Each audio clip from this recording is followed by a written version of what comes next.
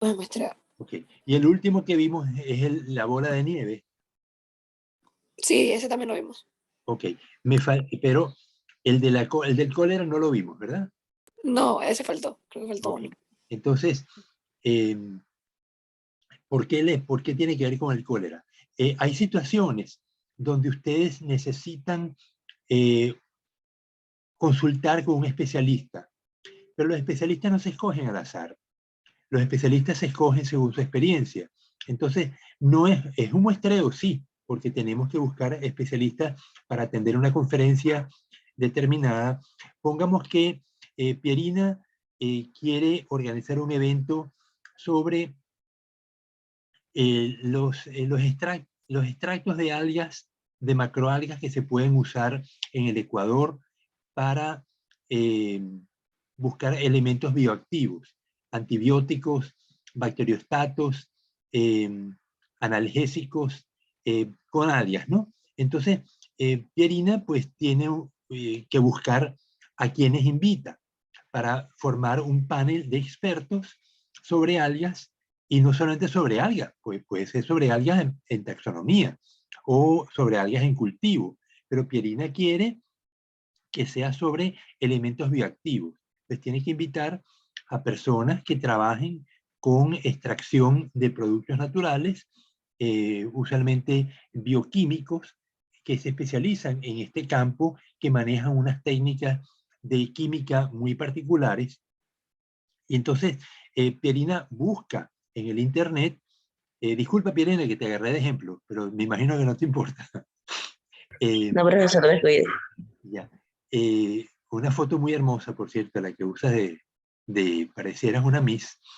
Eh, entonces, se busca en internet nombres de personas que hayan trabajado en esta especialidad. Y Pierina organiza su panel de expertos. Por una parte, los que dominan la taxonomía de algas, porque son los que nos van a decir qué algas tenemos en Ecuador. Y luego tenemos otro experto en cultivo, porque a ella le interesa promover que las comunidades pesqueras se dediquen al cultivo de algas. Y finalmente, los expertos en extracción de productos naturales, porque son a quienes le vamos a proveer la materia prima para extraer los productos naturales y hacer los ensayos. También tenemos que invitar a microbiólogos que nos vayan a usar esta sustancia que los bioquímicos les van a proveer para que verifiquen si funciona como antibiótico o como bacteriostato. ¿Y qué diferencia tiene un bacteriostato y un antibiótico? El antibiótico mata a las bacterias. El bacteriostato detiene el crecimiento, pero no las mata. Entonces hay una diferencia significativa entre el bacteriostato y antibióticos, y dependiendo del interés uno puede usar uno u otro. Hemos encontrado en la facultad que hay algas que funcionan como bacteriostato para algunas especies de bacterias y como antibióticos, la misma alga, como antibióticos para otras especies de bacterias. Entonces, este dato lo provee la experimentación. Pero la cuestión es que, fíjense, Pierina organiza su panel sobre uso de macroalgas en Ecuador como elementos proveedores de sustancias bioactivas, invitando un conjunto de expertos en distintas especialidades, todos relacionados con las algas, pero cada uno en una especialidad distinta. Entonces, ella tuvo que hacer un muestreo, pero es un muestreo orientado, no es un muestreo al azar, porque ella se basó en usar el Google Scholar u otros medios, o las revistas especializadas como Phycology, que es una revista especializada en algas, o Journal of Phycology, que es otra revista especializada en algas, y revisó los trabajos que allí se producen y vio las especialidades de las personas. Entonces, ella está haciendo un muestreo, pero no es muestreo al azar. Igual que cuando veíamos la bola de nieve. Se hacía un muestreo, sí, de las personas que podían haber incurrido en delito, y nos interesaba entrevistarlos para ver si ellos habían abandonado más temprano o tarde la escolaridad, porque la tesis de la sociólogo era influencia del abandono de la escolaridad sobre la tendencia delictiva de los jóvenes. Entonces, vemos que son muestreos importantes, mas no aleatorios, porque no pueden ser aleatorios.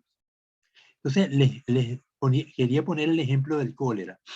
El cólera es una enfermedad causada por una bacteria que vive en el mar. Se llama Vibrio cólera. Es una enfermedad terrible. Durante muchos años, cientos o miles de años, azotó el planeta porque cuando llegaba a las comunidades mataba a casi toda la población que había en una ciudad. No quedaba gente viva para enterrar a los muertos. Entonces, al final, pues ya se descubrió que era una bacteria, que había antibióticos que podían utilizarse, que era un problema causado por la falta de salubridad. Se transmite por contacto, por tener las manos sucias o llevarse algún objeto contaminado con cólera. El vibrio cólera está presente naturalmente en las costas de Ecuador. Lo que pasa es que una especie de bacteria tiene cepas distintas. Disculpen esta digresión, que parece más de una clase de microbiología, pero es indispensable que lo tratemos. Yo me imagino que todos mis colegas cuando dan clase, pues abordan distintos temas. En este caso, la profesora Sandra Solórzano dicta 2 materias clave, que son microbiología y parasitología. No sé si ya vieron alguna materia con ella. Carolina, ¿viste alguna materia con la profesora Sandra? Sí, ¿Cuál materia viste? parasitología y microbiología. ¿Viste las 2? ¿O es la misma materia? No, las dos. Ok. Entonces, bueno, estás al tanto de que las bacterias tienen cepas. Hay unas cepas muy virulentas, otras que no son virulentas. En general, aquí en Ecuador, tenemos el vibrio cólera. Un tesista a quien estuve ayudando con su tesis de maestría de la universidad, él trabaja en la Fabril, es microbiólogo de la Fabril, pero hizo su tesis sobre la presencia de vibrios en los mercados, en el camarón que se expende en los mercados de Manta. Y encontró Vibrio cólera, Vibrio parahemolyticus, Vibrio fulvinicus y otras bacterias. Pero las cepas virulentas de esas especies no se encontraron. De haberse encontrado sería una situación bien difícil, ¿no? Bueno, el hecho es que la cepa virulenta llegó a Venezuela. Se sospechaba que iba a llegar porque venía presentándose en otros países de América Latina, Panamá, Colombia, y se sabía que iba a llegar a Venezuela eventualmente, como en efecto llegó. Llegó a Maracaibo, la segunda ciudad es una ciudad en el occidente de Venezuela, muy pegada a Colombia, pero una ciudad muy grande, es la segunda ciudad de Venezuela en tamaño. Y el periodista quiso entrevistar a la gente para ver si tenían idea de qué se trataba la enfermedad. Y hizo un muestreo aleatorio. Él estaba parado en la calle y algunas personas que veía las llamaba y les preguntaba, ¿qué es el cólera? Y la persona le dice, es una rabia muy grande. Entrevista a otra persona y dice, bueno, es cuando las personas se enojan. Entrevista a otra y viene con la misma historia, ¿no? Una rabia muy grande. Y el periodista dice, ante este nivel de ignorancia de las personas, es indispensable que el Ministerio de Salud Pública, en este caso el Ministerio de Sanidad en Venezuela, haga una campaña urgente para avisar a la población de que el cólera está presente en Venezuela y cuán grave es.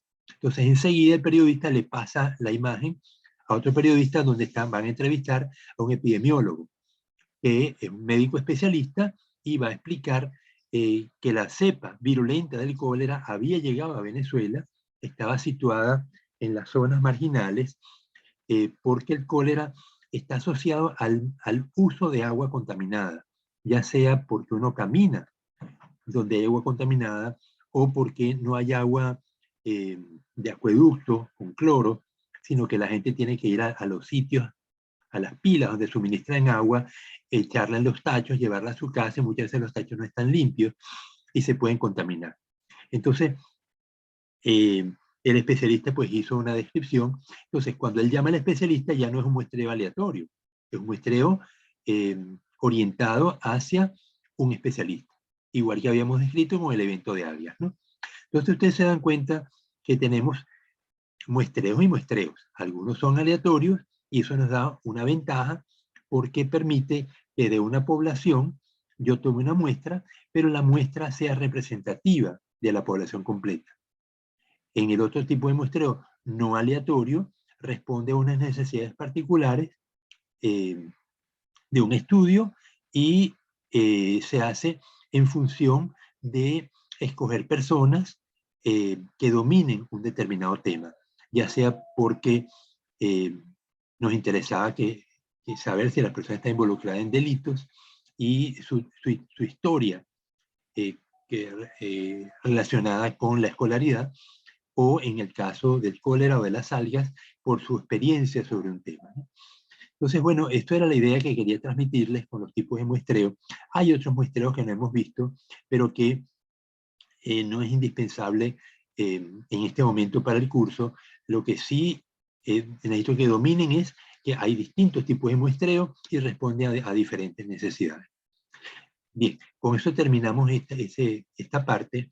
Vamos al siguiente tema, sigue siendo el capítulo 1, que es las técnicas usuales en biología. Vamos a ver si abro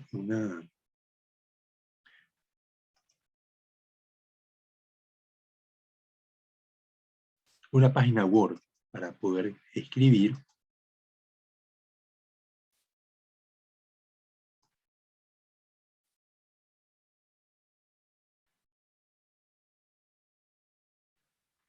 Y cuando la máquina se pone lenta, es fastidiosa.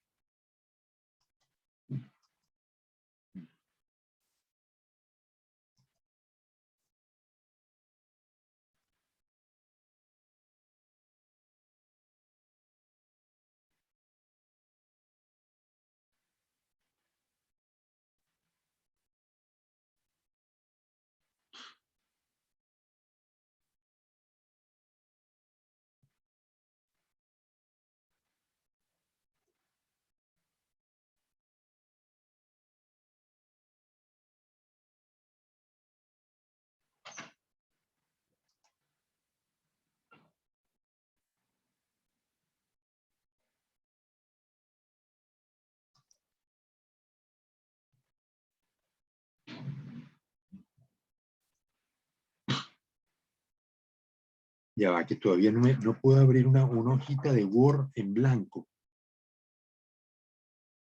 Que tendría que reiniciar la máquina y es lo que quiero evitar.